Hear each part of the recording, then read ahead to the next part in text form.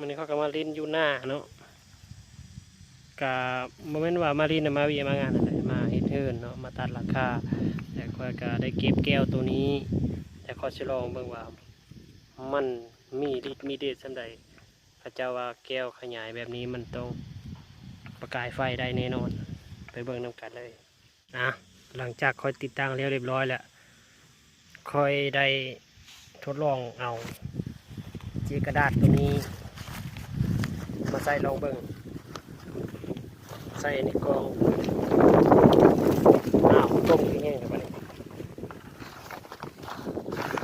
ใส่ในกล่องตัวนี้ทดลองเบิ่งมันจะมีไฟแท้บ่สังเกตเห็นบ่พี่น้องสังเกตเห็นบ่ทุกคนเห็นบ่ตอนนี้มันมีไฟลุกเรียบร้อย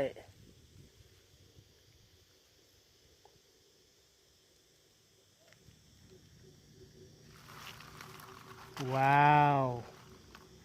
สุดยอดสุดยอดเดี๋ยวเขาจะเอาใบไม้มาใส่เราเบิ่งมันสิลุกเป็นไฟแท้บ่ว้าวลุกเป็นไฟแท้พี่น้องว้าวนี่ก็คือการจูดไฟแบบบริษัทกับไฟนะเทคนิคง่ายๆพี่น้อง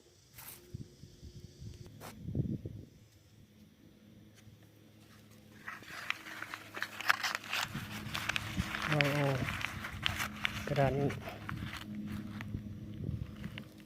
สังเกตบ้างแป๊บหนึ่ง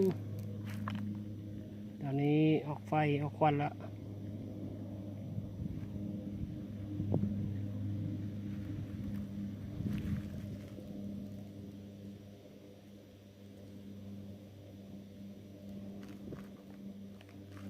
ตอนนี้เขาใต้ก็ยาได้แล้วตอน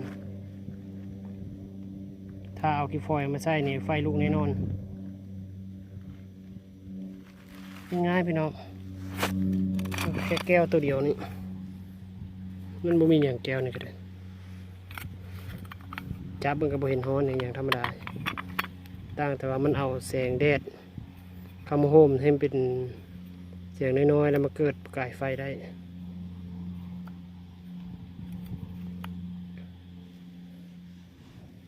ตอนนี้ยังบ่เศร้าลูกพี่น้องเลยยังควันทวนๆอยู่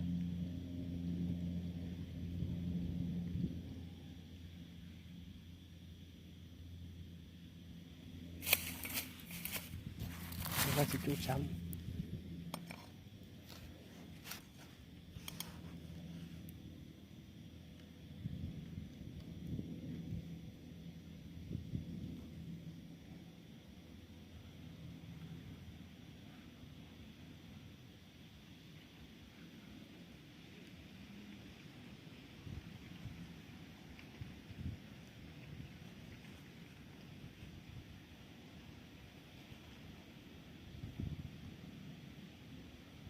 สำเร็จกันแล้วพี่น้องเนาะขอบใจผู้ที่เข้ามารับชม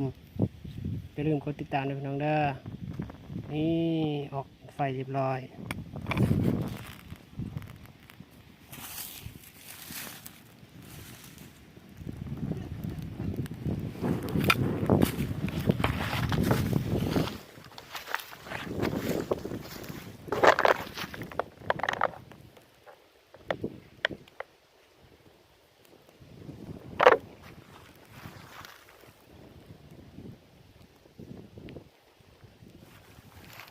มอดได้พี่น้องไฟให้อยู่ให้กินก็ได้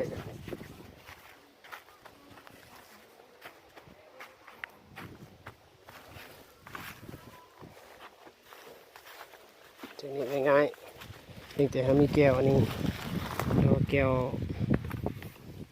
แว่นตาผู้เฒ่าก็ได้หรือว่าเป็นแก้วหน้าจอโทรทัศน์ก็ได้